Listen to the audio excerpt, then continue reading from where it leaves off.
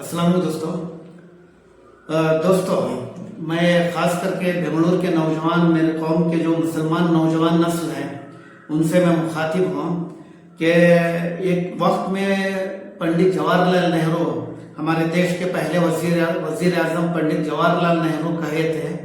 کہ اگر تمہیں اپنی قوم کا مستقبل دیکھنا ہے کہ 30-35 سال تمہارا قوم کا حال کیا ہوگا، یا تو ہمارے دیش کا مستقبل دیکھنا ہے کہ 30-35 سال ہمارے دیش کا مستقبل کیسا ہوگا، اس کی ایک آپ امیجن کرنا چاہتے ہو، ایک کلپنا کرنا چاہتے ہو، ایک تصور کرنا چاہتے ہو، تو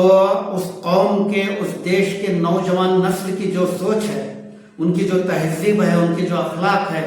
ان کے جو خیالات ہیں، ان خیالات کو، ان تہذیب کو، اس اخلاق کو، اس سوچ کو سمجھ کر آپ اندازہ لگا سکتے ہو کہ ہمارے دیش کا مستقبل کیسا ہوگا، ہمارے قوم کا مستقبل کیسا ہوگا، آپ اندازہ لگا سکتے ہو۔ اگر میری مسلمان قوم کے مستقبل کا میں جہاں تک بات کروں، اگر میں اپنے نوجوانوں کو دیکھتا ہوں، یا تو ان کے اخلاق، ان کی تہذیب، ان کی سوچ، یا تو ان کی عادتوں کو دیکھتا ہوں، تو ایک لمحے کے لیے بھی روح کانپ جاتی ہے۔ بھری جوانی میں نشے میں لت پت ہیں، لڑکھڑا ہاتھوں میں، پیروں میں خود کھڑنے کے لیے طاقت نہیں ہے، پیروں میں طاقت نہیں ہے، کام کرنے کے لیے بازوں میں طاقت نہیں ہے، لڑکھڑا رہے ہیں۔ اتنا نشے میں لت پت ہے، چاہے ڈرگس ہو، چاہے وہ شراب ہو، یا کسی اور قسم کا نشہ ہو۔ خاص کر کے مسلمان ایریا جہاں پہ ہے، یہ نوجوان نسل اس عادی کا شکار ہو چکے ہیں، اور ہمارے مذہبی رہنما کا حال یہ ہے کہ وہ ذاتی مفاد کے لیے یا تو کسی پرٹیکولر سیاست دانوں کے پیچھے پڑے ہیں، یا اپنے جو علم ہے وہ پرٹیکولر ایک طبقے کے لیے، پرٹیکولر ایک گلی کے لیے، پرٹیکولر ایک محلے کے لیے محدود کر لیے ہیں۔ ایسا حال مسلمانوں کا ہے، اور جہاں تک ہمارے سیاست دانوں کا حال ہے، وہ اتنے اپنے ذاتی مفاد کے لیے، اپنے خود کے مفاد کے لیے اتنا قوم کو داؤ پہ لگائے ہیں، نہ ان کے قوم کو مستقبل کا فکر ہے، نہ ان کو نوجوان جو عادت سے بگڑے ہوئے ہیں ان کو سدھارنے کی طرف وہ خیال دیتے ہیں، نہ ان کے تعلیم کی طرف خیال ہے، صرف الفاظ بازی، بیان بازی میں مشغول ہیں۔ اگر الفاظ بازی، بیان بازی میں ہماری قوم سدھرنا ہوتا تو دنیا میں صف اول پر ہماری قوم ہوتی ہے۔ ہماری قوم اگر سدھرنا ہے تو پریکٹیکلی کچھ کام سے سدھرنا ہے۔ بنگلور کے نوجوان سے خاص کر کے میں مخاطب ہوں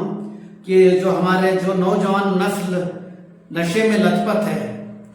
ان کو ایک ذمہ داری کے طرف لانے کے لیے فکر کریں، اور جو ہمارے نام پر، جو ہمارے قوم کے نام پر اقتدار پر بیٹھے ہیں، ان کو ہمارا جینیون ایشوز جہاں ہیں اس کے طرف متوجہ ہونے کی طرف فکر کریں۔ ورنہ آپ جہاں ایک راحت اندوری صاحب کا ایک شاعری ہے، یہ لوگ عقل سے نہیں، یہ لوگ جسم سے نہیں عقل سے بیمار ہیں،